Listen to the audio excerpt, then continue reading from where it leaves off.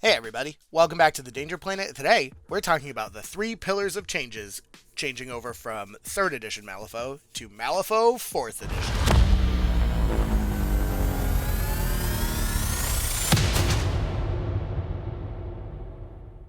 And Nathan Linder's here. Let's go. Hello.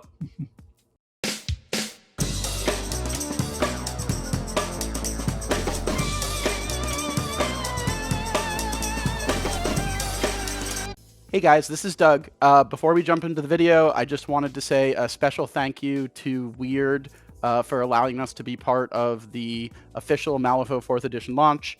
Brandon and I and Sam all love this game, and it is one of the primary things that all brought us together to actually found this YouTube channel. So we're really excited to be involved as a partner with Wyrd. Thank you so much to Kelly and Nathan for giving us the opportunity, and everybody else on the Wyrd staff. You guys are awesome and one of the best companies we've ever worked with. And we just really appreciate the opportunity to be a part of this kind of process. So with that said, everything that you guys see in this video is the most up-to-date information that we have at time of recording. There might be some things that are subject to change, but at time of recording, this is the most accurate information, and largely the bulk majority of everything we're going to be saying here is going to be holding true. But you might see some small changes between this and the actual publication of Malifaux 4th edition. So we wanted to put that disclaimer out there. Wow. And with Nathan Linder. Now with 25% more Nathan Linder. Just add water. All right, so we're going to talk about the encounter changes and how that works from the ground up. The first thing, I think that's the most important, one massive change, I guess. I'm probably going to say that a lot, quite frankly, though. Turns. Nathan, how many turns are there in Malifaux? Now. In 4th edition, there are 4. Wow! Oh! I can't wait until 5th edition when we go back to 5 turns. That's probably... No, it'll actually go to 2. Ooh. Oh, no. That's the worst. Okay, so we've, obviously Malifaux has had... Malifaux 3rd edition has had all kinds of interesting bits happen. One of the things I think that we get a lot of feedback from is just the length of the game, and flat out cutting a turn will flat out cut the length of the game. Yeah, I agree. That's this is a big deal. It makes the game. It makes the game play a lot faster. Can I interest you all in an anecdote regarding what the design space behind 4 turns was, though? Because it wasn't to make the game shorter. Oh, that's weird. Isn't that? What is well, it? Boy, is it. Oh my God. We'll get a counter on screen for how many times we made that joke. So if you play a 5th turn in Malifaux, you have an extra round to go and murder your opponent's crew before trying to do scoring. And if you have 4 rounds, you don't have that luxury. You have to get right to the scoring right away because scoring's changed. Nathan, do you want to walk us through how scoring's changed? Yeah, how has scoring changed, Nathan? Yeah, the first thing with scoring is that it's now a max of 10 points instead of 8. So going back to what it was in 2nd edition that way. And there's only 12 schemes now. Do you want to talk about how those work? The way you score schemes is very different. So each scheme you can score up to 2 points from, but you can score a total of 5 points from schemes. And then each turn, you are only working on one scheme at a time. So every scheme basically has 3 schemes that it links to out of the 12 total schemes that are available. And when you either complete the scheme or at the end of the turn decide that you don't want to keep the scheme, you will move on to one of the 3 schemes after you reveal it to your opponent. So every scheme builds into a path of potential future schemes in this really cool progressive scoring type of way. And you're also just free to sit on it. If you think whatever I set up the 1 point part of the scheme, next round I'll be able to set up the 2 point part and get it, because you can get your whole 5 points missing an entire turn of scheming, but then you'll have to do 2 in 2 turns and 1 in the last turn. So it's better to get just 1 a turn and then really go for it 1 turn. Which, that sounds like a lot, but it makes more sense when you actually have it in front of you. Yeah, and I think also to keep in mind, they are keeping the gaining ground system. That's definitely going to be something that we'll see going forward. And the first gaining grounds is going to launch with the edition, so we'll have access to those strats and schemes. Strats have changed somewhat fundamentally too, though. Do you want to talk about those? Yep. So big thing with strats, obviously, and with schemes, didn't mention, you can score them on turn 1. And then strats, there are two other like big changes. The first one is you can score 2 points from the strat on the final turn to get your 5 points from the strats. And then whoever, at the end of each turn, whoever has the lowest amount of victory points is going to be able, like modifying the objectives of the strat in some way. Yeah, sort of like a catch-up mechanic, sort of like a make it harder to score, kind of like how strats in Malifaux 3rd edition were progressively more difficult to score the further you got. The player who's in line, and that's total victory points, including victory points from schemes, lower is going to get to do something. So I think one example that I'll probably try and throw up on screen if that's golden is the collapsing mine tunnels strat, which is super cool, where you start out with 5, but at the end of the first turn, whoever has the fewer points can remove one from play, and you score by controlling them. Yeah, that was probably my favorite one that we played when you and I were testing a bunch of different stuff. It's really cool. I like that it's a very lot. Cool. I like it a lot too. It's so thematic. It's super rad. And if you everything's in balance and you both have the same number, you'll tie. You'll both get a victory point. But if one player has more, then one of those mines is probably going. Actually, I think one of the mines goes anyway, right? Because you'd have to tie in total score. Yeah, you have to tie in total score for no mine to go away. Yeah, which is very interesting. Let's, I guess, then move on to some sort of overall arcing turn structure stuff. One of the other bigger complaints that they've just addressed straight on from Malifaux 3rd edition going into 4th is the pass token situation. So pass tokens are a thing of the past, and now the current pass mechanic is as follows. Yep. So the way passing works now is just if you have less unactivated models than your opponent, you just can choose to pass. Yeah, equal or less. And so there's multiple opportunities to pass in a single round. But so if Nathan and I are playing a game, we both have 7 models to activate, and I'm up first. If I were so inclined, I could just pass immediately. And you're not allowed to pass twice in a row, so Nathan could then just pass immediately. But passing back and forth throughout the turn is totally viable, and it's all about model count left. So when you summon models, that's going to change. When you kill models that haven't activated, that's going to change, and it's going to basically be retroactive throughout the whole turn, which is really neat. The days of camping pass tokens and guaranteeing last 2 or 3 activations are over. So yeah, it basically gets the original intent of pass tokens, but not having a specific resource. That's the biggest takeaway here, is that that is kind of being removed as an abusable play loop. That it was very powerful mechanic of high level Malifaux for years, probably the entirety of M3, I would say. If you guys would agree, I don't think that's a crazy statement. Entirely. Yeah. And then the sort of alternating activation mechanic that's brought on by the pass tokens is super important, because we've also completely done away with initiative flips. So if you've ever played the other side, you'll recognize this, where it's just whoever went first, whoever went last the previous round, the other person is going to have initiative. So they get to choose initiative first or second, but the attacker at the beginning of the game just flat out goes first on turn 1. Which links us into the next thing. So deployment has changed somewhat. All of the deployment schemes from 3 are the same, so wedge, flank, corners, and standard. But how you actually get about to deploy an attacker defender has changed a little bit as well. So talk about that, Nathan.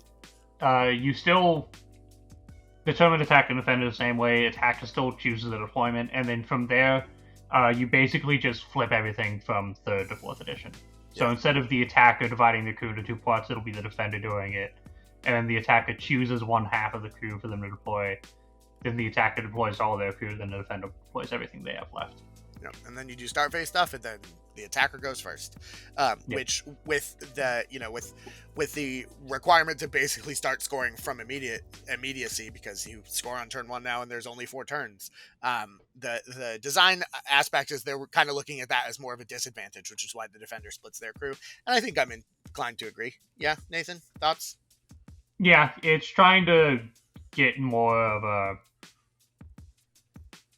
kind of a trade-off between being the attacker and defender. Yeah. Whereas in third edition, it What do only really you matters depending on the map. Yeah. Doug? what do you guys think? And I think this is an interesting thing to ask for each of these pillars. What's the thing that you're most excited about or that you're looking forward to the most? I think for me specifically, it's the way that the branching nature and like evolving nature of the schemes work now. Yeah, that's what I was gonna say. Yeah, I stole it from you. Now you I gotta mean- come up with something on the spot, you. All right, I will. Nathan, quick, give him a second to think. I'll put you on the spot instead. What is the thing you're most excited about from this kind of range of topics here that you think is the coolest, in your opinion? I like the way the strats work with like whoever's falling behind gets a way to try and catch up. Like A little bit of a rubber bandy mechanic. Yeah. yeah, some strats in like second edition and third edition had something similar. Like if anyone remembers second edition Turf War, it kind of had that, but like it just being a part of strategies now is really cool. Yeah. And I don't think it does it in a way that is too obtrusive to balance. I think it keeps it rubber bandy in a way that's reasonable, not in a way that just steamrolls like the competitive nature of Malifaux, you know? Yeah.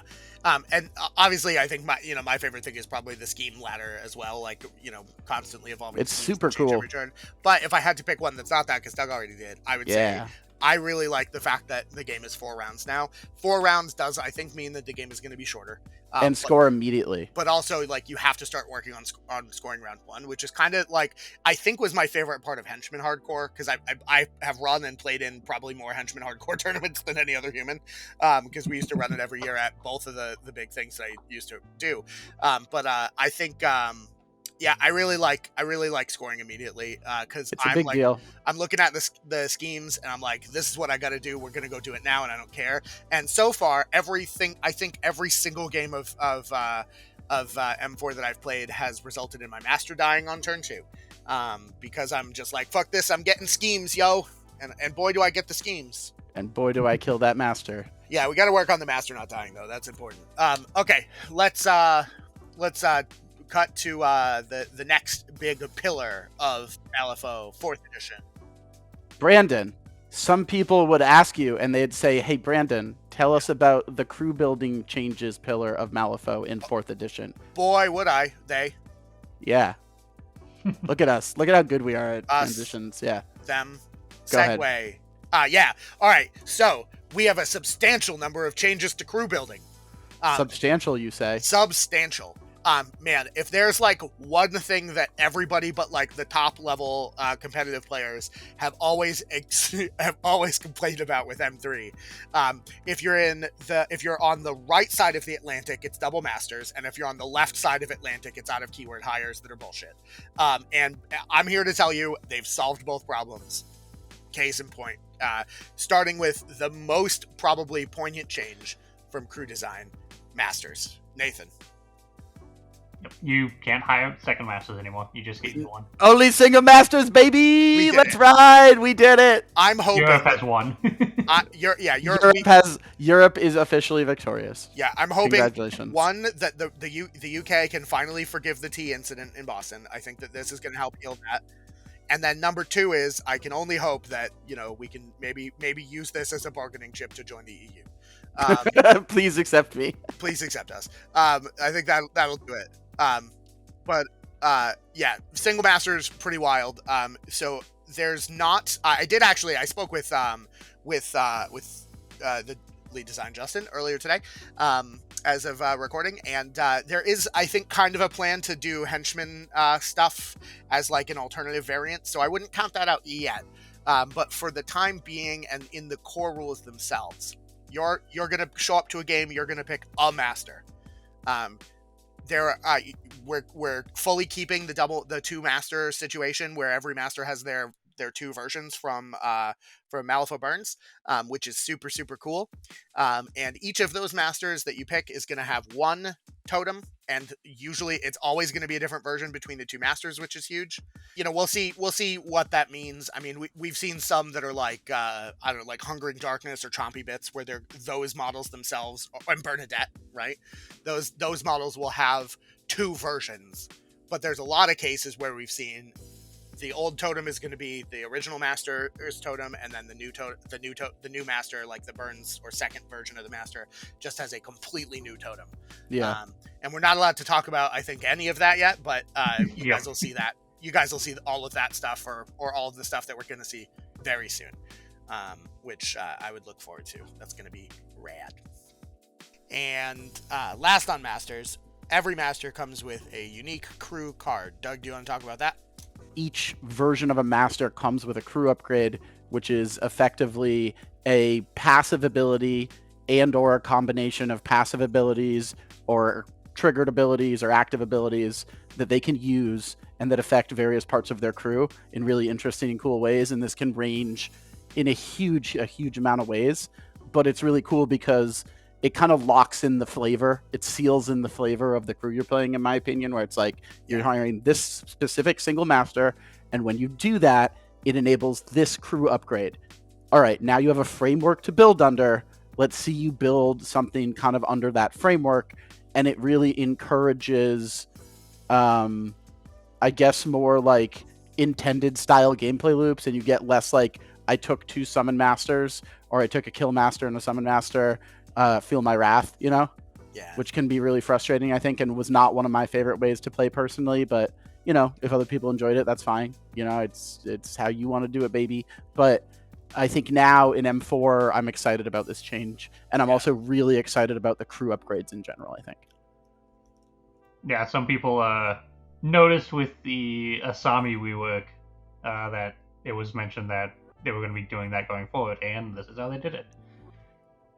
Yeah, I really like this. I like how they're implementing this a lot. I love the idea. I mean, for what it's worth, I think it's worth noting that the crew upgrades are, every crew will have an upgrade.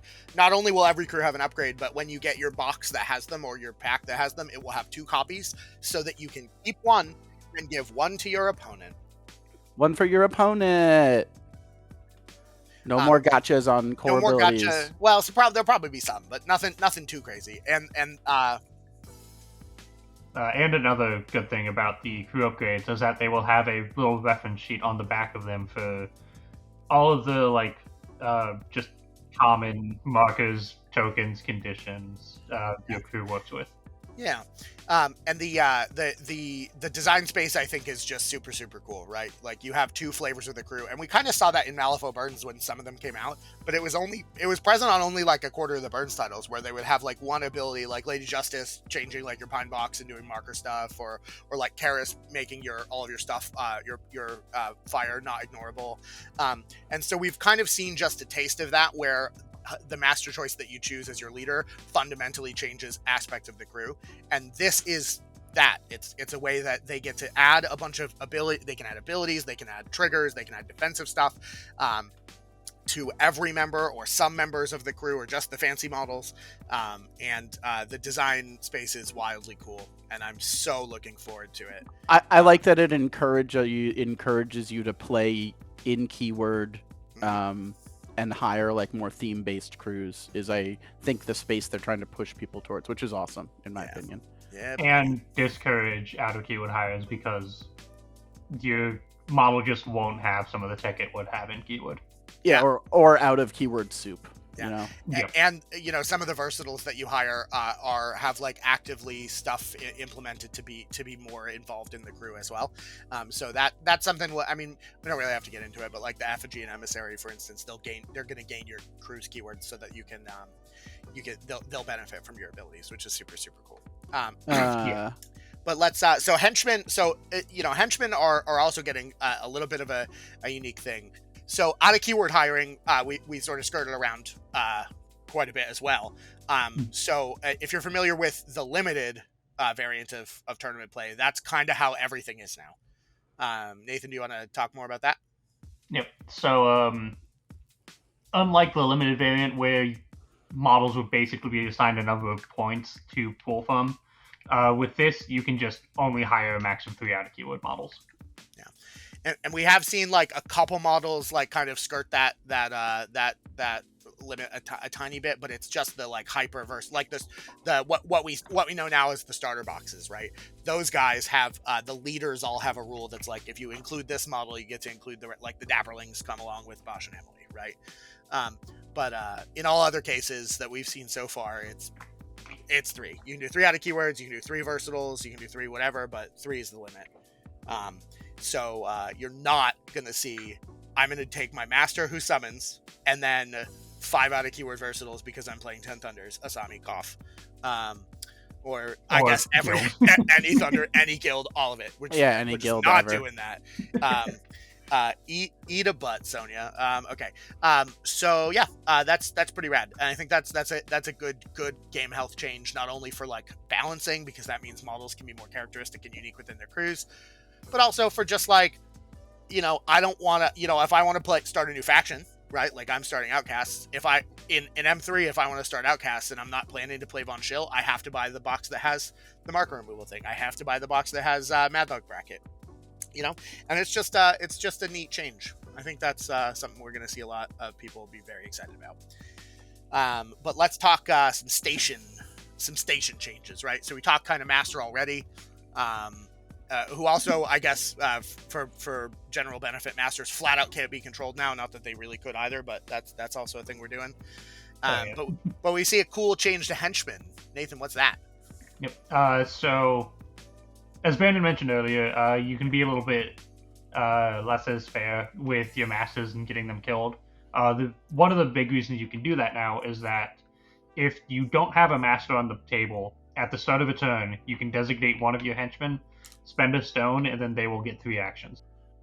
Yeah, I think the professional title is called Assume Leadership, but maybe that'll change at some point.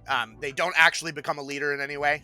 They just get a 3rd AP, which I think is a neat bonus. We'll talk a lot more about like what other stuff Soulstones can do shortly, but yeah, it's really cool to see such a flavorful premise where, like, if shit hits the fan and McMorning goes out, like, let's be real, it's Sebastian's running things the whole time anyway. McMorning's got his head in the clouds, but you get the memo. No, Von Schill has his head in the clouds.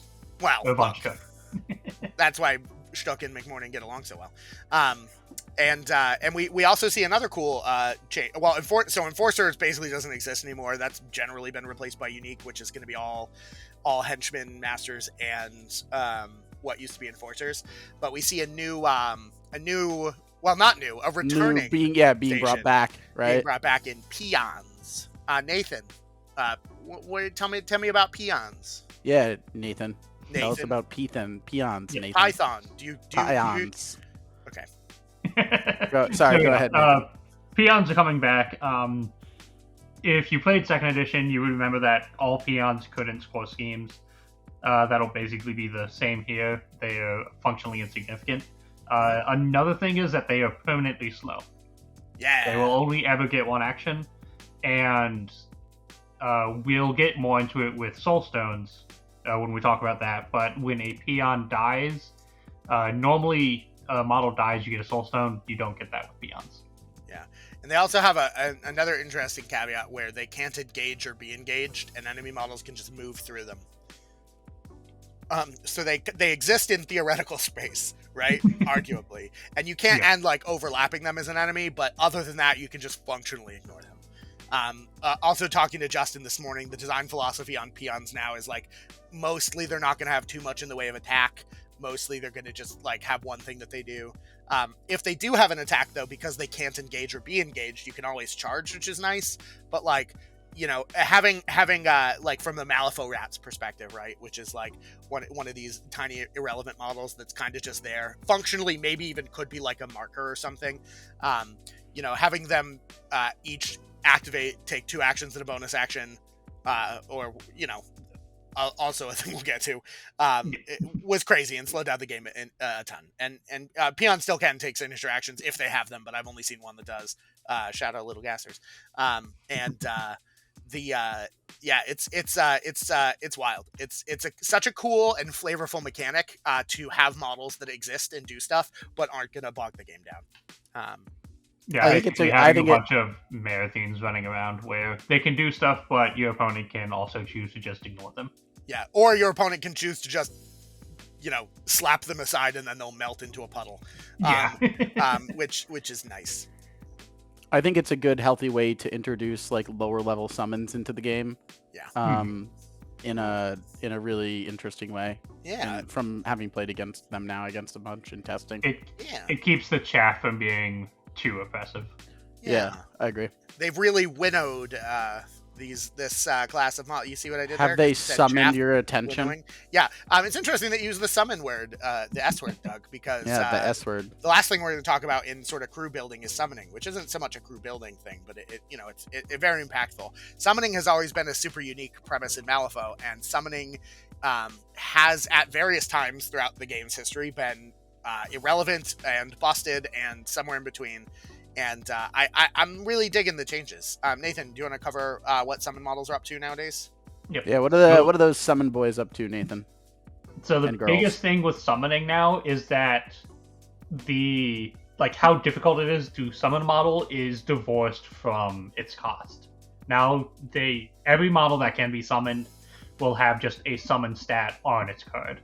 Yeah. So any model that doesn't have that can't be summoned. Outside of specific, you can summon this model say Dreamer with Lord Chompy Bit. Yeah.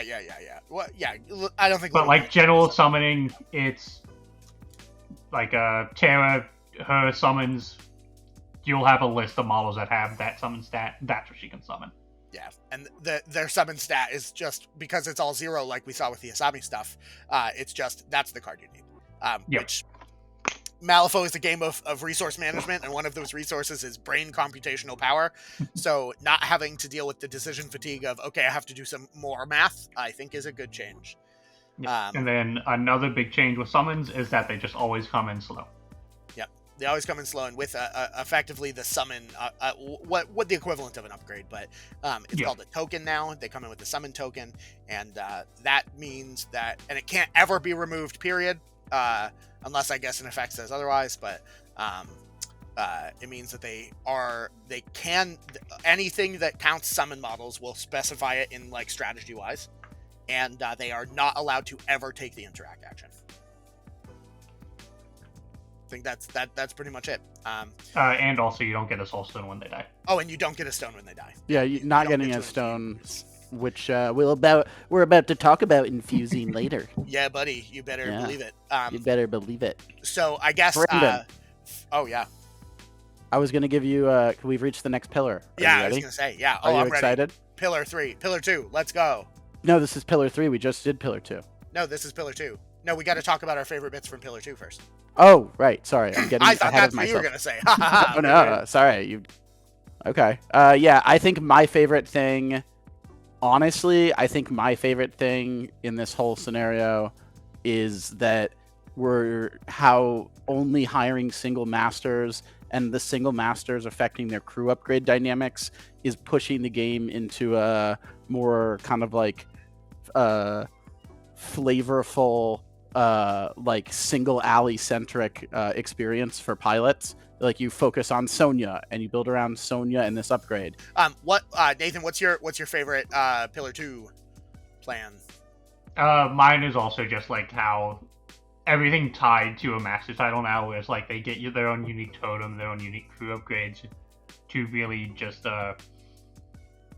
give more diversity to what masters do and make them more of a trade-off instead of just in some cases where now it's just one of these titles is just better. Yeah, for sure. And I think the design space and sort of rework of everything is rad, and taking that aspect where the master fundamentally alters the crew is super cool. What we'll see as you look at crew cards, they've sort of changed some of the amount of stuff on cards. As you get to see the faction the faction that's released tomorrow, I think, at time of recording, or at time of post. But you'll see that where previously things used to have lots of abilities, they have less now, and the crew card giving you that extra thing that everybody in the crew gets is just so thematic and cool. I don't know how that can't be my favorite thing. Yeah, it's pretty rad. I'm really, really a fan. All right, pillar 3, and this is kind of the big one. This is the thing everybody that's going to be probably the most impactful pillar after you get going, because as of like theoretical discussion of what's happening, we haven't actually started the game yet. Gameplay changes. There are so many cool gameplay changes coming to forth.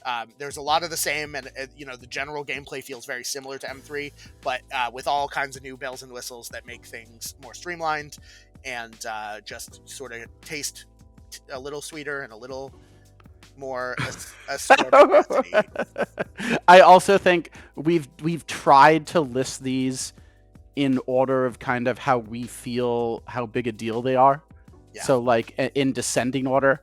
So we're not bearing the lead on you. We're trying to give you like the biggest changes first, and then kind of as we go down, these are really impactful changes, but the ones we talk about later will have like, some of them are more tweaks.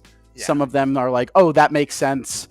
But the stuff we're going to talk about right out the gate is going to be like, holy schmeckles. Like, Yeah, buddy. The schmeckles. Sure.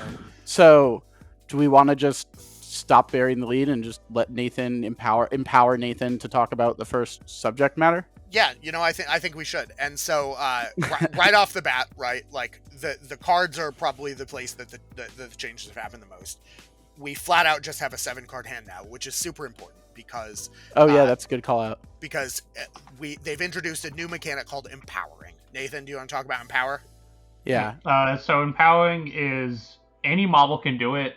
You just buddy. Take one of your 1 to 5 cards in your hand, discard it, and then before performing a duel, and you will get a positive to that duel, and you'll get whatever the suit of the card you discarded to it. Yeah. Very much in the old add a stone to fix a suit or get a plus flip timing. The empower action fully replaces that. We'll talk about stones in a minute, but those don't do that anymore. And dude, empowering, it does so much from such a little mechanical change. I think the biggest thing where was my biggest aha moment, Brandon, was when we were playtesting. Yeah, and I kept the 4. I kept a 4 of Rams because I wanted to use it to empower. Yeah, that was our first game, and Doug end of round kept a 4. Because I needed it for the suit for the empower. Yeah, dude. It turns on triggers on minions, where previously, most minions, 9 out of 10 minions, couldn't in any way guarantee a suit, and so that you either had to have a high tome or high ram or crow or mask, or that just wasn't happening, and that's flat out not true anymore. I think my biggest part that I think is really cool about this is that when I played a lot of M3. Like everyone on this call has played a lot of M3, right? Yeah. When I was playing in M3, a lot of my experience, it felt like I was fishing a lot of the time when I had draw effects, and that if I hit like a 1 through a 5, it didn't really matter. It was just like a card I hit that wasn't very good that I wasn't going to be able to use for a TN that mattered, or an attack that I wanted to cheat something because it wasn't a severe, or even like a high level suited card. So it felt like I was just fishing. But now with the empower mechanic, it becomes such an important part of the gameplay loop to add effects vis-a-vis giving you a plus flip to the thing you're doing, and also giving you the suit of the thing you throw away, because that's what empower does, TLDR, and like any model can do it. It turns on a quarter of your deck in Malifaux in a super meaningful way that used to not exist before. Yeah. And it is so cool. Yeah, so freaking cool. It literally unlocks your deck from feeling like you have like half of the moderates are relevant, the severes and jokers are relevant, and then everything else was just whatever. Yeah. Now I'm actively looking every round for weak cards when I draw them, and I'm like pumped when I'm like, oh yeah. 1 of masks, let's go, baby. 1 through 5s are amend the suit you would like and get a free plus flip. Yeah. And I think that really sort of combos very effectively with some of the stuff that they've done with totems, because we see a lot of totems having an action that lets you effectively dig 2 low cards out of your graveyard, out of your discard pile. Oh, geez, magic. Out of your discard pile, and effectively giving you like functionally 2 stones to work with. Yeah. Dude, I'm so incredibly. Empowering's awesome. I think it's a Um, really, really cool way to make more of the deck playable and useful, and kind of make the full spectrum of cards, right? Like you Yeah. have the low end for empowers, which are really important. You have the middle end of cards, which are important for TNs, and then you have the high ends, which are important for usually attack actions or contested actions. Yeah, buddy. And now, Well, like every part of the deck has a real utility. Well, speaking of attack actions, why don't we do that? So attacks do a wide variety of things, and we'll focus on some more of the nitty gritty later. But for now, let's talk about what the point of most attacks are, which is to put damage downrange. Nathan, what big change has happened to how you interact with attacking people and damage and stuff? Yeah, Nathan, how is damage different in M4? Tell us, great Nathan. So yeah, damage flips are gone. Actions just do a flat amount of damage. But there is a way to increase how much damage you do.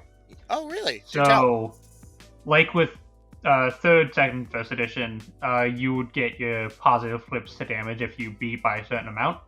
Now you get what's called a raise. And if you were beating an opponent by more than 5, you get to just do +1 damage. If you're beating them by 10, you get to do +2. Yeah, it's very reminiscent of the margin of victory mechanic from the other side, if you've played that, I'll say. Little different, though, but... Yeah, a little different because you're not flipping a card to try and get armor or anything. Yeah. You do the damage if you hit. And then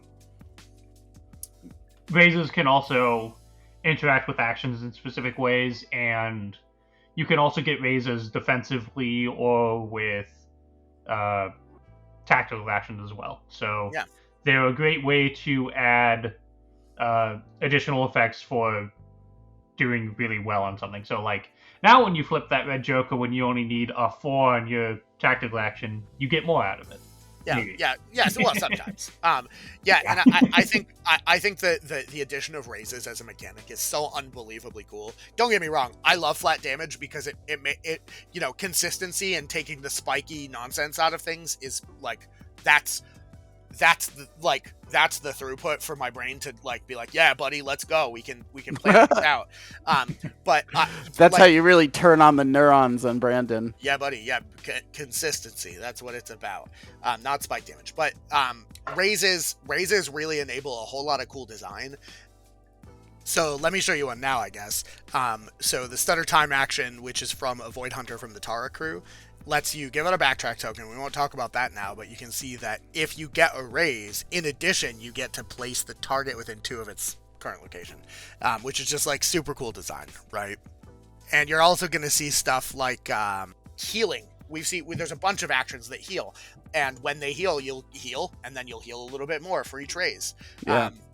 The extra damage to attack actions is worth noting. It's only on guns and melee. We'll talk about the different types of attack actions in a little bit, but raises and the damage staying where it is. Also, I think we didn't mention if you tie on the attack flip, you do 1 less damage now. So there's it's kind of modular. It really does a good job, I think, of simulating what damage flips would be. And if you think about it from just like a purely mechanical standpoint, of like what resources and how much time we're spending, the attack interaction is I flip a card, you flip a card. I say I'm doing a thing, I modify the duel, you modify the duel. I flip a card, you flip a card. I decide if I'm going to cheat, or you decide if you're going to cheat in whatever order based on the flip.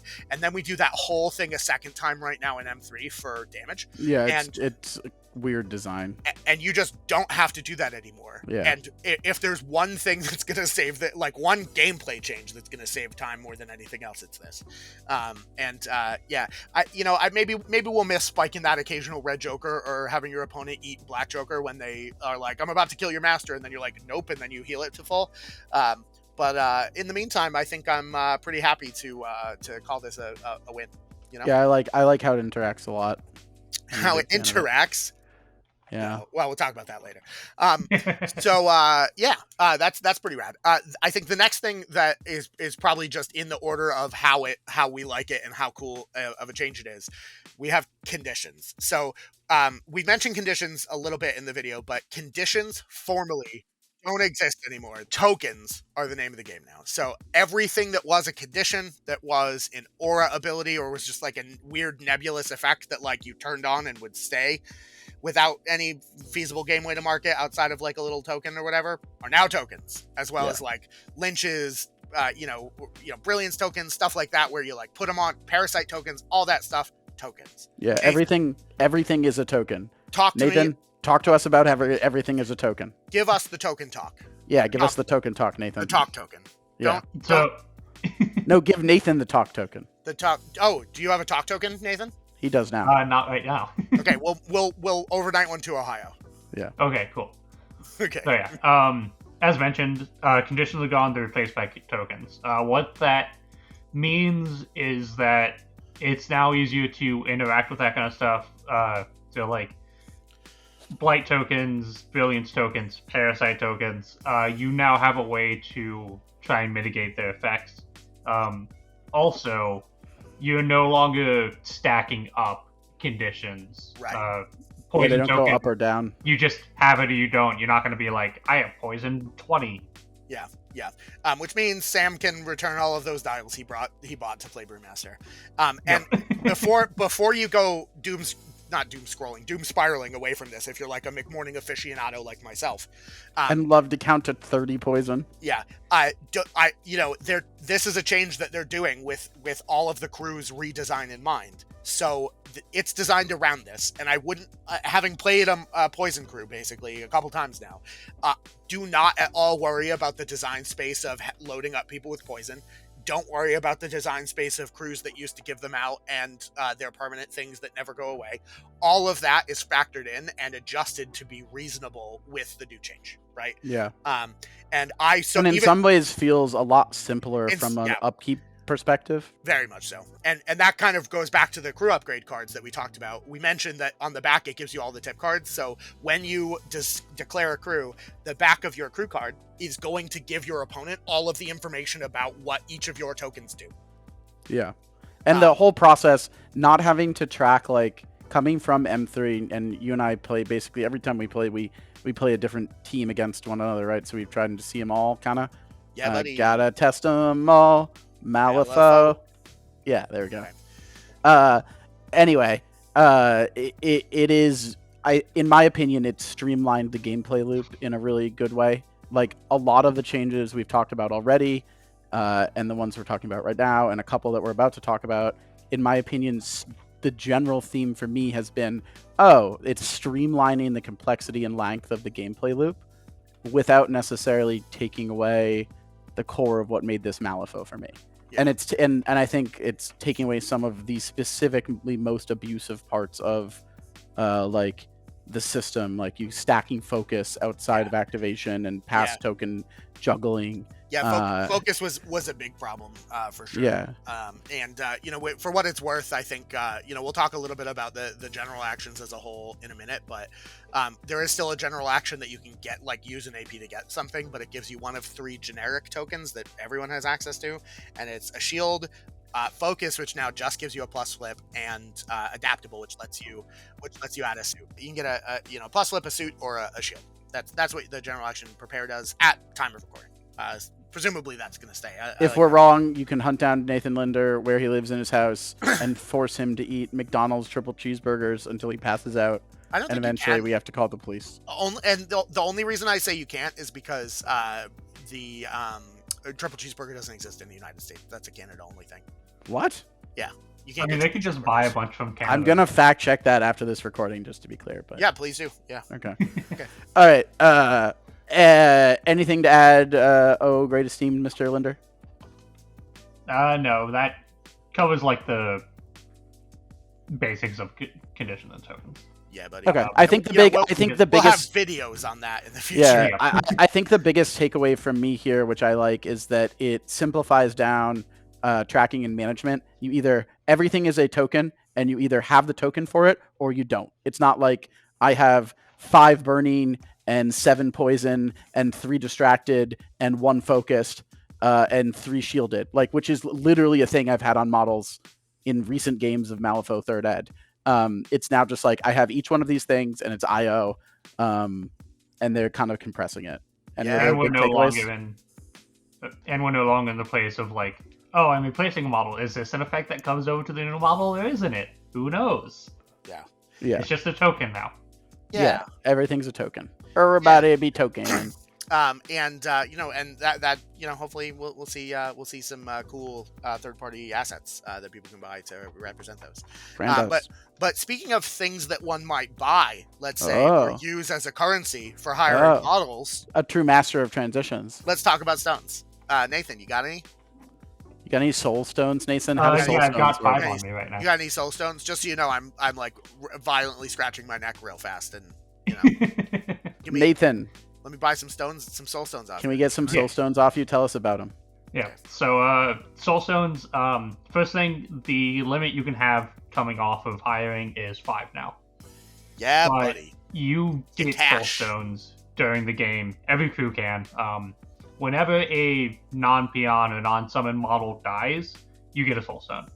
Yeah, buddy. And then you use Soulstones in a lot of different ways. Now it's just not like Masters and Henchmen using it to buff duels and stuff. Now you're using it to empower abilities. Not power, because that's something else. But buddy. Don't mix up the lexicon, Nathan. Now you're using them to declare triggers and declare certain abilities that you have to spend to a soulstone to even use. Yeah, certain abilities are just spend a soulstone, get this trigger. And a lot of stuff, like there's defensive abilities on the front of cards that do that. There's abilities on crew cards now that spend soulstones. Yeah. Everybody's spending soulstones. And none of the original the M3 soulstone things exist. You can't reduce damage, modify duels. Yeah. Stone for cards in the beginning, none of that. But boy, are there so many different ways to use soulstones now. Holy butts.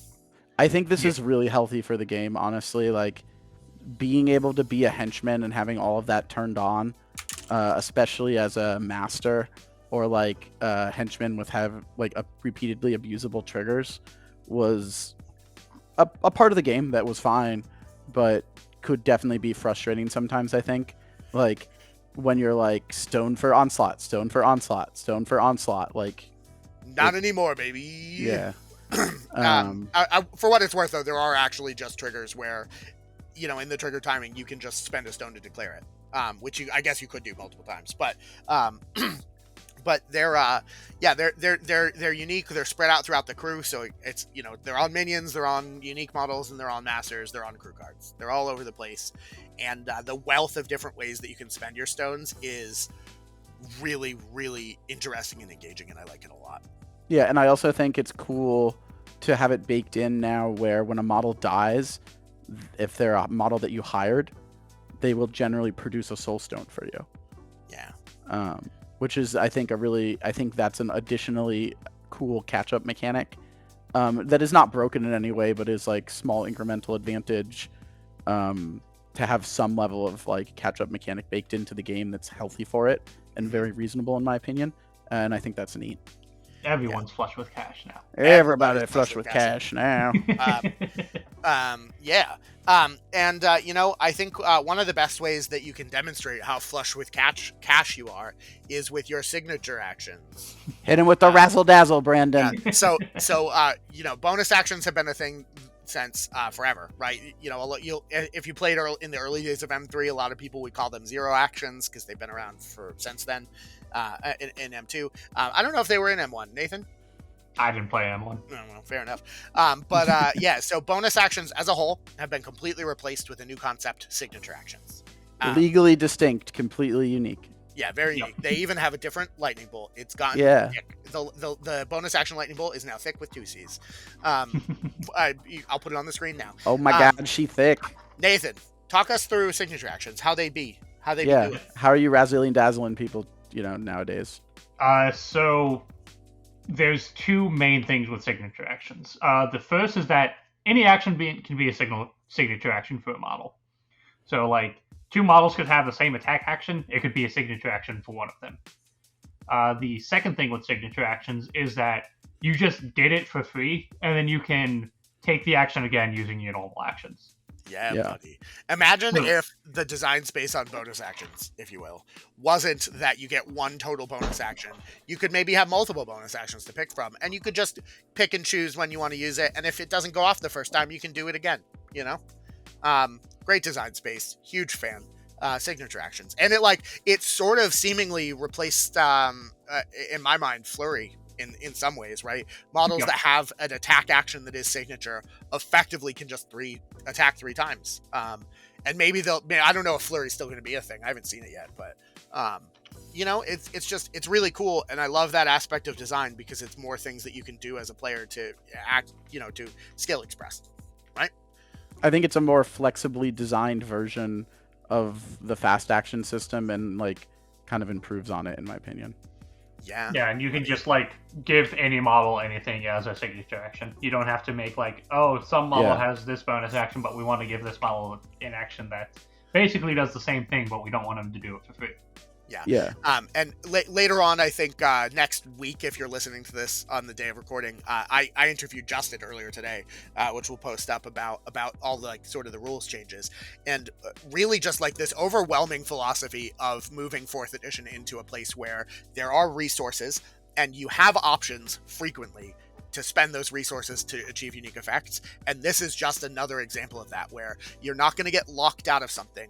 It might cost you more, or there might be a different cost to it, but being able to make decisions is at the heart of skill expressive design, and that is, I think, one of the things that attracts people to Malifaux more than anything else. And specifically on the note of not being able to lock out of things, Nathan, what about neg flips? Oh yeah, talk to us about neg flips, Nathan. So yeah, now you can just cheat on eggs. Yeah, buddy. Ridiculously huge gameplay change. Yeah. I understand that to also be how I played 3rd edition, where I just would cheat through neg flips all the time because I didn't care. Because I didn't give a shit. And my name's Brandon, and you can't tell me what to do. I'm not gonna play by that rule. No. Yeah, I'm not gonna deal with that. No, I didn't do that, but yeah, I'm sure as crap gonna now. That's for sure. Were neg flips, were no cheating on neg flips. Was that a thing in 2nd ed? Yes, I think it's always been a thing. Well, not anymore. Yeah, not anymore, Not baby. anymore. There's not much more to say about that. Neg flips don't stop you from cheating. Worth noting, again, right? We have this 7-card hand. We're going to be using our cards to empower. Almost every game I've played so far, I have 1 card left in my hand at the 3rd action of the game. Relearning hand discipline is going to be a huge deal. Because 1 through 5s are hugely meaningful. Yeah, but neg flips being cheatable is going to impact that in a significant way, right? Yeah, and it means that you can functionally really do an okay job on on cheating through existing negatives, and you can just use your hand for direct gas, which is really nice. Yeah, and you'll see in your play as we get into the edition, but models are generally a little bit less durable now. It's a little easier to kill things, and deciding when to cheat really will put us in a position where they have more health. I've found by a little bit. Yeah, they have more health for sure, but a lot of the reduction stuff has gone down quite a bit. We'll talk about that a little in a minute.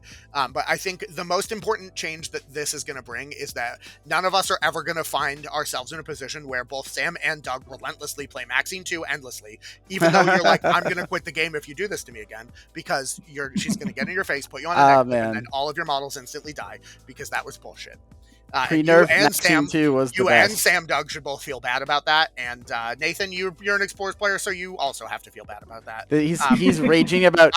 Raging about pre-nerf Maxine 2. I would like a personal apology from both of you. Right? No, Maxine 2 is the best. I quit. I always thought Maxine 2 was actually better than Maxine 1. This video or Danger Planet, everything. I'm quitting something. Everything. We'll just have to find out. Okay.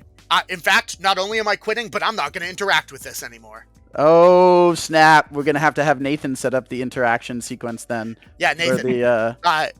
If there's one thing that can be said of Malifaux, it's obviously whoever's master takes more walk actions wins the game. But if that's not the thing you say of Malifaux, it's all about the interacts, right? Yeah. Malifaux was, I think, the first war game to ever have objectives and not just be a meat grinder killy thing. And I don't really care if that's true or not. It is for me. It's true in my heart. Fight true me. in my heart. So Brandon's been up for like 2.5 days working on M4 stuff. So Justin, go ahead and nothing but Malifaux. Go ahead and fight him, the internet. Fight me, the internet. No, it's gonna be great. But yeah, talk to us, Nathan, about interact actions. How has interacting changed, Nathan? So yeah, interacts. You still do the same stuff, just how you can do it is different. Now when you're making a scheme marker, you can make it within 1 inch of you. When you're picking up a scheme marker, instead of picking up all the ones in base contact with you, you pick up one within 1 inch of you. Yeah, buddy. The interaction action just has a range of 1 inch now. Yeah, everyone's kind of Lindley a little bit. Yeah, and like really shitty Lindley. yeah, or 25% Lindley, everyone. Yeah, and I think that's very cool. Making markers in general, we'll talk about in a minute, but you can't make it underneath you anymore either. That's kind of a big deal. Everything has to be out in the open, at least when it's made. But the other big interact change is for strat, right? So if you're interacting with strat markers, if there's an enemy model that's not a peon or a summon model, or actually, I think summon models do count. I think summon models do count. Yeah. If they're in base contact with the strat marker, you can interact. You can interact with it. Which is really neat for positionable things. Yeah, you can lock out interactions in that way. Basically. And as far as I know, there's nothing that gets around that. So outside of there always can be, but yeah. That's gonna be a huge part of objective play in M4. I'm calling it now, and I'm putting my chair on this hill. And that pertains to all markers with interact. So if you want your opponent to come over and interact and remove your marker, that's fine. But if you place it in base contact with you or another friendly model, they can't interact to remove it. They're not allowed to target it if it's in base contact with a non-peon, which is super, super cool. That's a big deal. People are going to use that defensively. Yeah. In M4 a lot, I think. Yeah, buddy. But that does sort of segue us really nicely into markers. So marker limits, Brandon. Don't limit my markers. Well, markers in general, right? No, I don't think just limits. But Nathan, is there a marker limit now? Yep. You can only have 5 of a specific type of marker friendly to you. Like if you and your opponent both play type, you can both have that 5, but you can only get 5 of your own of any type.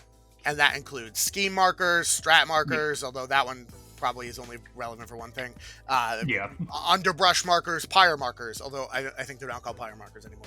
Whatever the thing is. Your remains markers. Remains markers, that's another thing that's pretty different. So you don't drop scrap or corpses now, you just drop remains if you die. And everyone does it. Everything drops unless you're a remains. peon. Except for peons. Peons don't have bodies, as everyone knows. And that's why they can't be engaged. It makes sense. But ghosts, they drop remains. Maybe it's magical remains that are dust, but you sure can make a zombie out of those.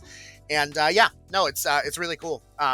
Markers are limit 5 for everybody. And can I just say again, my first game of 40 was with Titania, a marker crew, and I was not at all flustered by that. It felt not very ready good. I was really worried going into the game that I'm hard capped at 5 underbrush. This is going to suck, and it just didn't. Yeah. Importantly, it is a soft cap. So in all cases, if you're going to make a 6th marker of any kind, you just have to remove one first, and then you make the 6th one. Yeah. That's super cool. I like that a lot. Again, we're in a position of the design where you have cool things you can do. There are costs and there are limits, but you're not locked out of anything. Even if you are like, oh crap, I meant to use that underbrush marker with my guy and eat it for a lovely snake boopy snack, and I did. A snake boopy snack. Yeah, that's what the Gorar. He gets boopy. You get to boop his snoot, and then you got to boop the snoot to give him the snacks, obviously. Yeah, otherwise you'll get the hurt juice. Are you ready to talk about actions and their effects, Brandon? I don't know. Well, they've been removed, a lot of them. So I'm removed. We should probably, Yeah, so I guess then, importantly, what actions and stuff are gone, kind of, right? Sure. This is a lot. Do we want to just say we want to fire them off really quickly and then hand it to Nathan? Or how do we want to do this? There's not a lot. There doesn't need to go over it much. It just can say they removed. Well, such bravado. Nathan, take it away, sir. Yep. Yeah, so some things have been removed. You can't concentrate anymore because that's something different now that we mentioned earlier. It's the You prepare can't. action. What was that? It's the prepare action now. Yeah. So functionally you actually can still get focus. It's just not called concentrate. And focus is wildly different because it doesn't affect damage in any way. Yeah. The assist action is removed. Disengage action is removed. Blasts and shockwaves are also both removed. Auras are removed. Everything is just a pulse or just in range. Aura as a concept still exists, but it basically is just range. There's no aura symbol anymore, and it's mostly through tokens, right? Things that get tokens will have that. They radiate this aura. Shockwaves don't exist because like shockwave markers didn't do anything. You know, that they were just, you place them and then they're gone. So now anything that like was a shockwave or is intended to be is pretty much just going to be a measure a range from a thing. Which I think is just more elegant. Disengage, though, that's a big change. So we'll talk about that with movement. I guess that does the blast sort of splash damage stuff. There's still splash damage. It works a little different, but I think line of sight, right? That's kind of the big deal. That's sort of what blasts and shockwaves are. So line of sight now. Anytime there's line of sight, anytime there's measuring, compulsory line of sight. That's kind of the gist. I don't know if you have more to say about that, Nathan. Other changes with line of sight. The way cover and concealment works has changed. Shadow rules are gone. To many people's cheers. Cheers, yeah. Shadow is one of the most nebulous concepts, I think, for sure. Yep. They're just completely gone now, period. None. Yeah. Now, the way line of sight works is you still have the, like, things of, like, you're still, blocking terrain still exists in basically the same way. But now shadow rules have simplified to, like, you're not measuring out a shadow and varying the range and stuff. It's just, like, if something is bigger than whatever the small model is and they're within 2 inches, then they can use it to block line of sight. And then, like, if you're standing on terrain, that terrain you're standing on doesn't block line of sight to drawing to other models. Yeah. Which, gives the I can see you, but you can't see me thing right out, which I think is important. There were some really weird nebulous things with Shadow that was very complex and difficult to explain. And now it all just kind of makes sense. Yeah, and then also as part of line of sight, concealment is slightly changed now.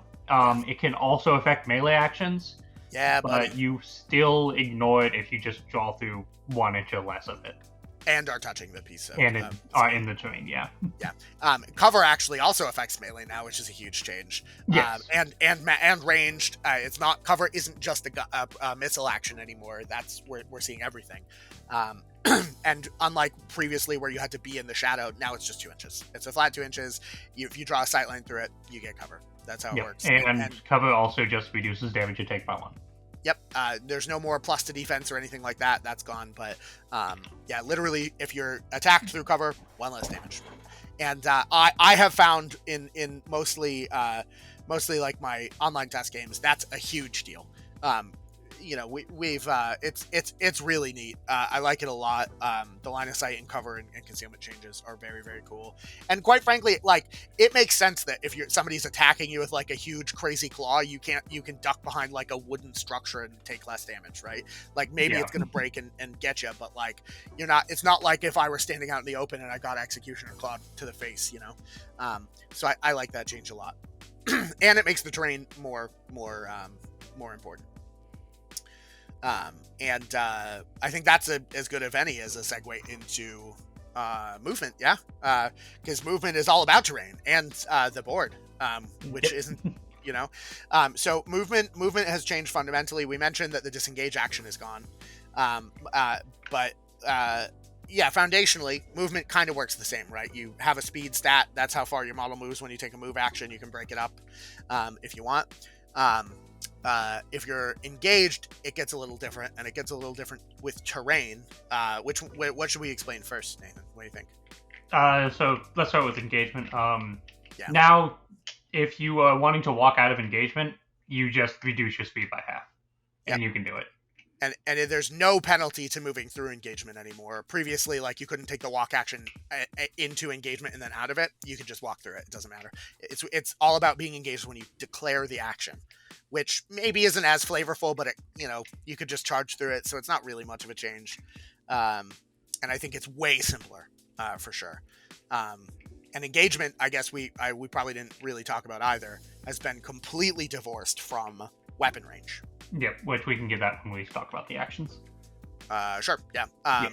And then the other big movement change is with the scale option. I think that's what we're calling it now, Scaling, yeah. It works basically mostly the same as climbing works now, except you can, like, if you're climbing down terrain, you can choose to just fall, and the way falling damage was calculated is slightly different. And if you choose to just scale down, fall down terrain, if you don't take any falling damage, you can just continue on with your movement. So yeah, it's kind of functionally the same, but like it's not. It doesn't feel like an X point for you. Like, oh, I'm gonna move down, so I'm 1.99 inches off terrain, and then I can fall and not take any falling damage. Now it's just like you just do that if you're in base contact with terrain still. Yeah, and at the end of a walk, specifically, is really neat. When you're done with a walk action, if you're in base contact with the edge of a piece of terrain, bottom or top, you can just transition to the other end. You move as little as possible until you're wholly supported. So you'll go like straight up and then just until you're wholly supported, or straight, just until you're not supported at all and then straight down. But really, really cool. I think adaptation from kind of like a Shatterpoint mechanic, if anybody's ever played that, where, if you're walking next to things, like scaling a height for a building used to just be like, I'm not ever going to do that because that takes an entire AP and it's just not going to help my game plan. Whereas now, that it not only is in play, but is just like, one, cool as hell, and two, really, really makes a lot of climbable terrain super, super versatile in terms of positioning, and makes it feel like we're playing in a 3D space. And as part of climbing terrain, you can now jump between terrain. Yeah, buddy. In 3E, if you were on a building and wanted to get to a building next door, you would have to climb all the way down and then all the way back up again, but not anymore. Yep. Now you can jump. You can jump across a gap. It has to be like from terrain not at ground level to another piece of terrain not at ground level. But you can jump across gaps. You can jump over models that are in the way of that. So it opens up the third dimension that Malifaux is kind of always treated as a redheaded stepchild. It does genuinely, I don't know if you guys agree with me or not, but it does genuinely feel like elevation matters a lot more in M4 games than they did in M3. Yeah, buddy. The one thing about jump that's important, it can't be higher. It has to be lower or the same. And just similar with fall damage, if you take damage, the move action's done. But if not, and you jump to like building to building, fucking Assassin's Creed that shit all day, So let's talk. We've kind of talked actions, but let's talk more about them. Actions and ability types and how that sort of functions. Yeah. I think the biggest thing is that we want to talk about also the fact that there's core archetypes as well for different types of defensive abilities, and then there's also a core archetype for magical, physical, and shot. Right? Yeah. Yes. Yeah, okay. So there's always been melee and gun actions. In second edition had cast actions where the type and the action stat were a little bit divorced. Third edition made it so they were only melee, ranged, and then just untyped. And now fourth edition, those untyped actions are special spell actions. They're magic attacks. Yep. And granted, this is only attacks, right? Tactical actions don't have any of this typing. Melee actions, now, the way engagement works, every model that isn't a peon has a 1-inch engagement range. Yep. Doesn't matter what the range of your melee action is, you have a 1-inch engage. Or if you have one, which is also a huge change. And so like the amount of like block and tackle sort of planning, that like just having all of your models take up physical space and be able to interact with the board in this 1-inch bubble around them is super cool, and very, very critical to, I think, how a lot of strat and scheming is going to work. Mm-hmm. And no more having like, oh, I'm playing Pandora and I need to engage a model, but like Pandora's my last one alive and she can't do it. Yeah, buddy. Yeah, and I think we sort of mentioned with raises that gun and missile and melee actions both get damage from raises. All attacks do get stuff from raises, and we've really kind of seen the design emphasis be like magic attacks will have cool other stuff with raises, but like guns you can't take while engaged, but they have a long range. Melee attack usually suffers from a shorter range, but you can take while engaged, and you benefit from being able to do it on a charge. And so magic attacks kind of fill they have the range, they're not as limited, but because of that, they won't do the extra damage from raises. I think a really interesting thing about melee attacks that I've noticed in testing is they've been a lot more liberal with having 1-inch, 2-inch, 3-inch, and I've even seen some 4-inch melees. Yeah, But shout out to Madam Sybil and Whippin'. We're gonna Yeah, so you've got like a much bigger variation in range of melee distance on these actions, but also at the same time, keep in mind that the engagement range of all these models is 1. Yeah, buddy. Yeah, so you can charge and attack people and then still not be engaging them, or you can be right up in their face, but they're probably going to be able to punch you back. Yeah.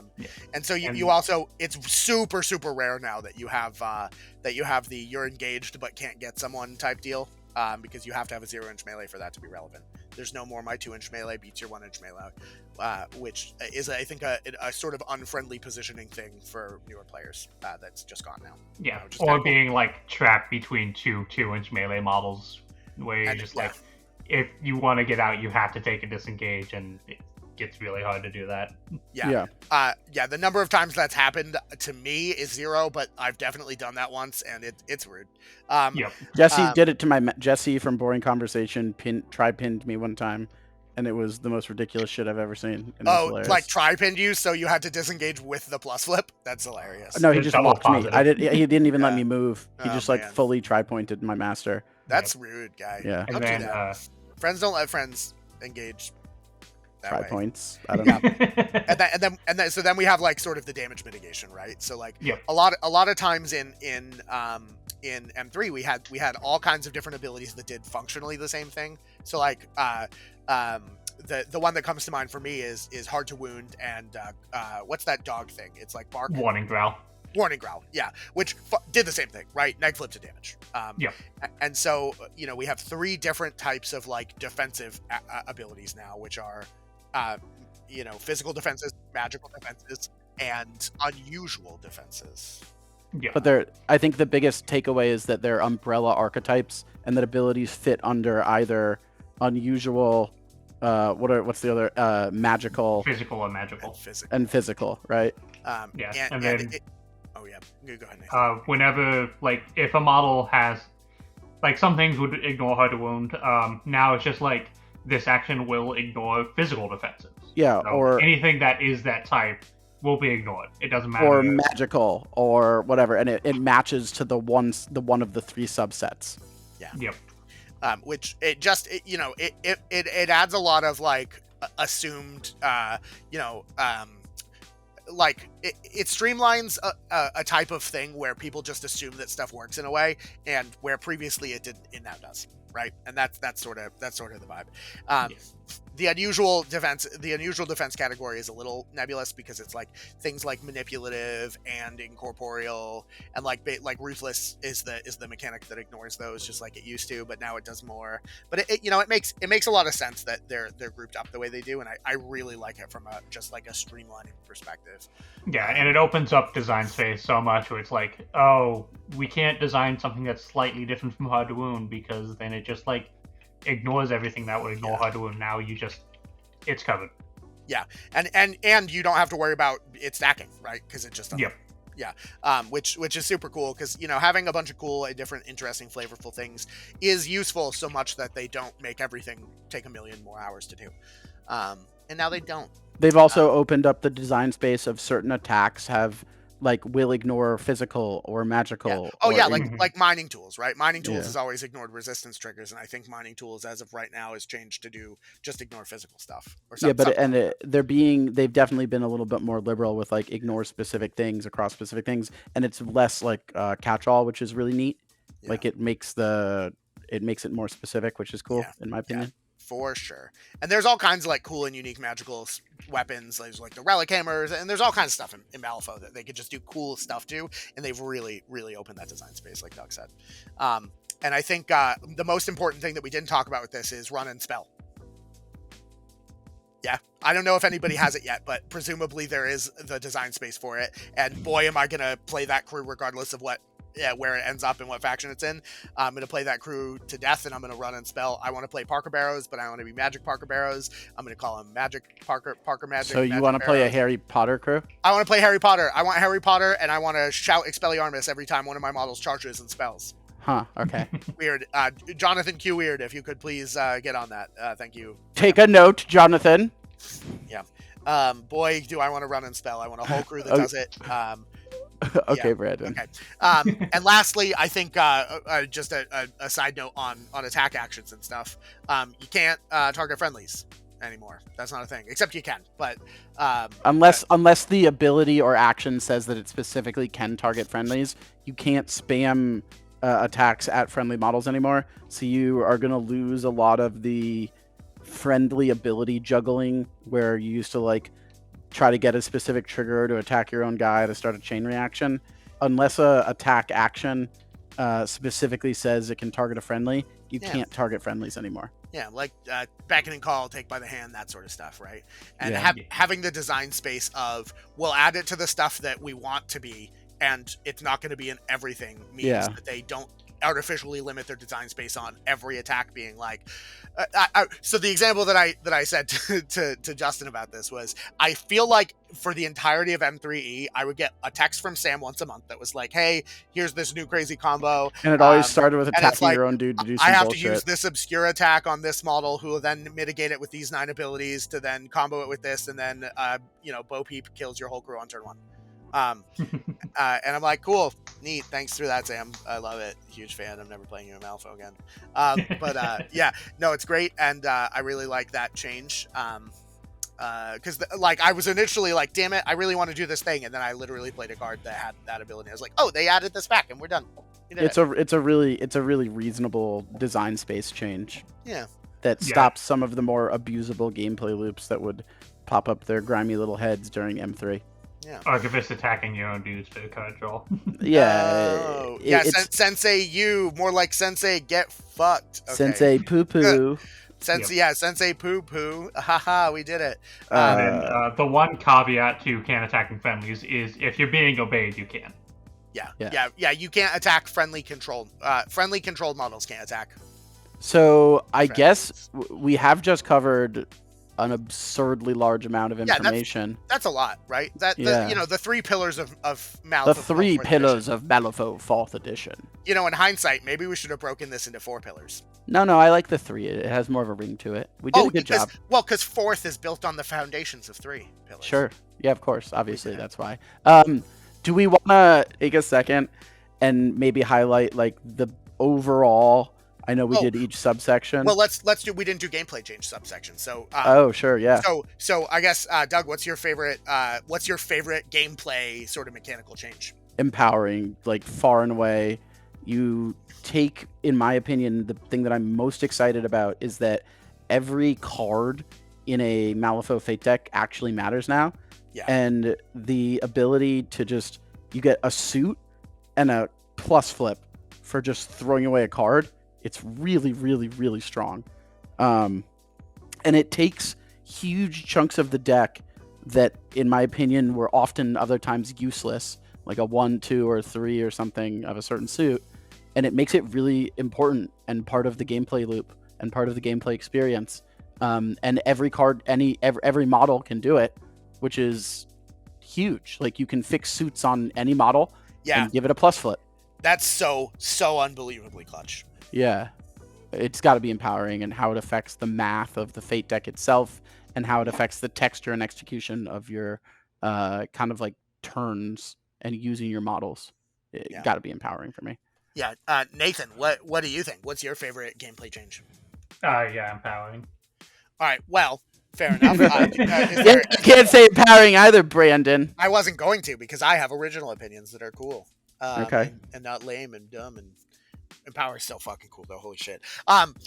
Okay, well, I think my favorite change is signature actions. I really have, over the years of Malifauing, I love the space of bonus actions, because bonus actions have always felt like what separates models and what makes them unique. In a lot of ways, that was like how models got their third AP, which was like kind of the spice, the joie de vivre, if you will, of M3. And I think that signature actions take that and ramp it up to 11. I love the idea that there are signature actions, and some models have this action, but other models have that action and it's a signature action, which means they can do it multiple times. I don't necessarily think that there's many that you're going to be like that and just do it over and over again, or if you're a master 4 times, or a upgraded henchman. But there's a case for it, and certainly with any of the melee ones, like that's like a legit thing that people do. So I really like the change from locking out to agency. And I think agency is it has always been the thing that has made Malifaux the most crucial for me, and why I'm so drawn to this game. And seeing more of that is great. Cool. Yeah.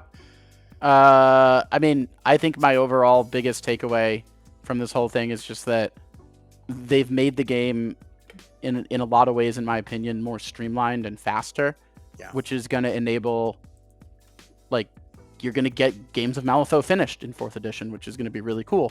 Yeah. And not in like a crazy amount of time.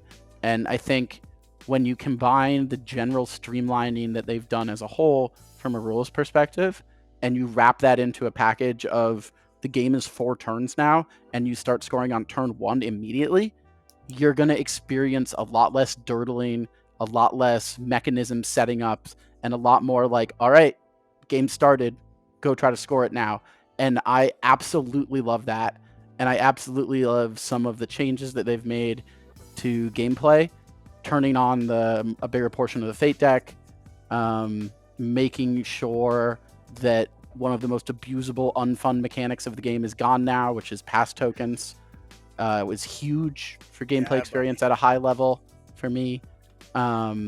Making it so that all of the master titles are paired to unique totems, and they have unique crew upgrades to truly feel differentiated across the board is so awesome. Like, I think those are all the big ones for me.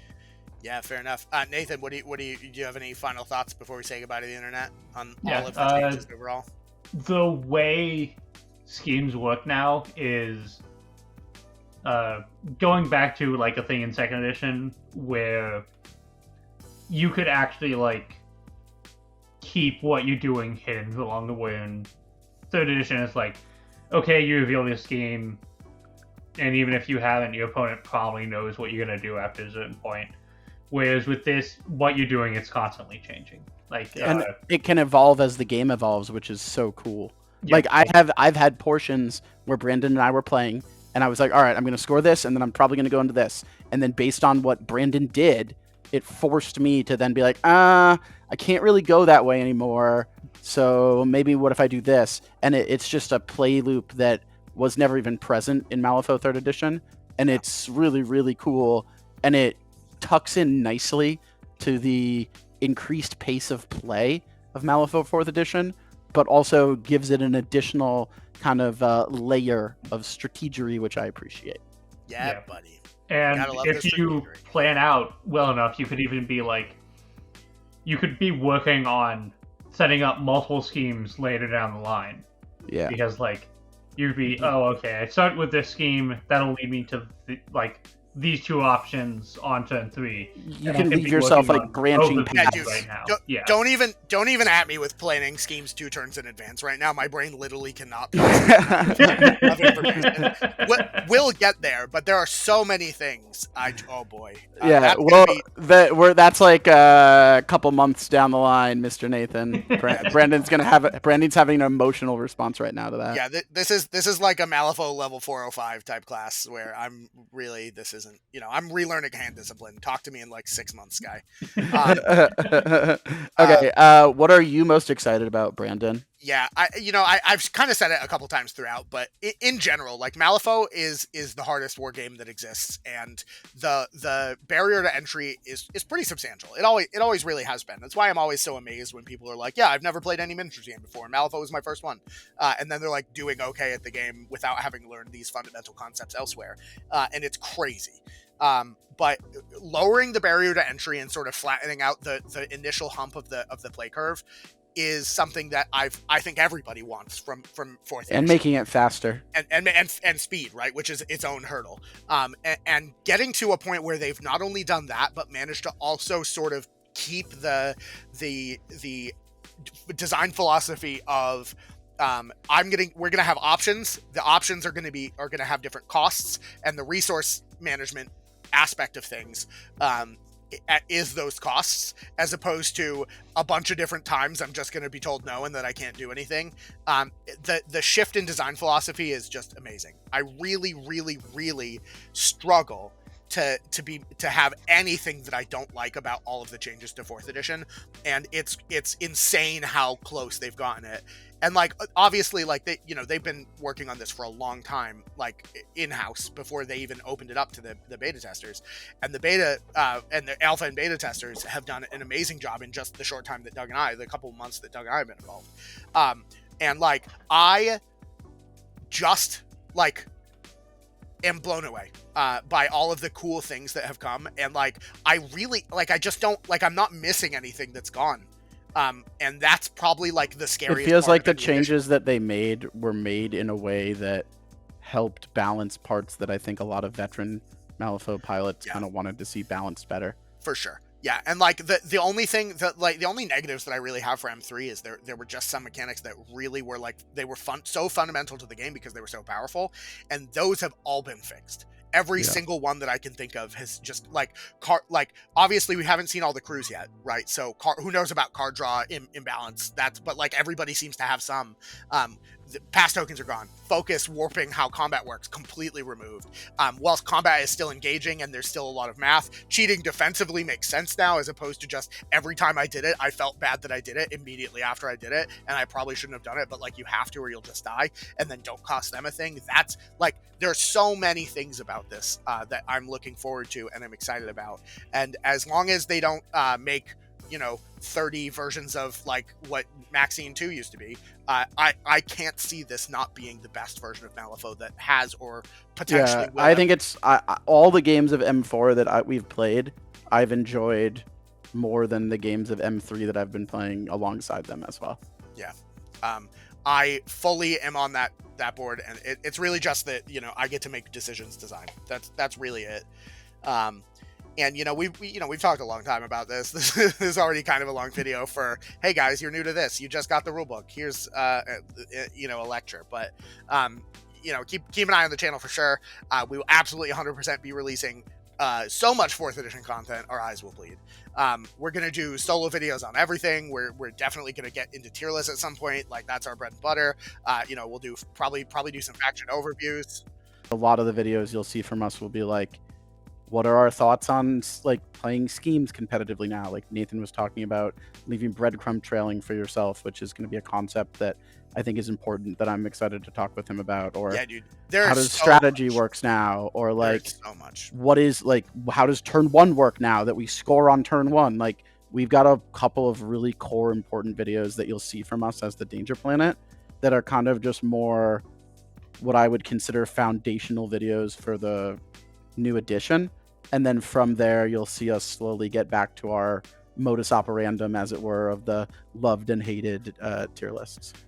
So I guess my feedback for you, the audience, is get in the comments. If there's things you want us to see, jump in our Discord. Yeah, let us know all that good stuff. Let us know. Get in touch, because this edition is only as good as the community, and we are as a group of people who hang out on the internet and are nerds are only as good as the other nerds that hang out with us on the internet. So if you're watching this video as it's released, the Easter sale is just live. So we have a link that you want to check out to get a discount on the merch and help out the channel all the same.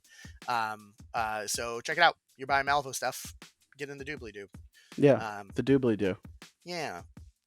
And Nathan Linder, welcome officially. You've been an unofficial member, but welcome officially to the Danger Planet. No other time to start it than the start of Malifaux 4th edition. So thank you for being on the call, Mr. Nathan. Would you like to do the honors to say goodbye to the internet? Goodbye, the internet. Thank you, Nathan. Douglas. Oh, yeah. Also, goodbye, the internet. Sorry. All right. I am not going to say goodbye to the internet because I am too busy saying hello to Malifaux 4th edition. That's just being rude to the internet, though. No, goodbye. I said goodbye to the internet. Yeah, there you go. Hey everyone, thanks for stopping by the planet. You can check out the video description below for all of our important info and links. You can see a link to the Discord if you want to come be nerds on the internet with us. We have channels for like all the games that we're playing and all of our community members are excited about. You can also check out all of our affiliate links for like our Redbubble merch store, our Pro Acryl discount code because they make the best hobby supplies on our planet and yours. And of course, our Wyrd affiliate link if you're buying Malifaux stuff straight from Jonathan Q. Wyrd himself. Most importantly, though, you can see a link to our Patreon where I post things from time to time, like behind-the-scenes cuts or early vids, and we even have a tier where I'll bake you cookies and send them to you in real life. Thanks a ton to our current patrons who cover the cost of all of our software to make these videos, and we couldn't do it without them. You can see their names appearing now across the screen. And until next time, goodbye, the internet. We did it!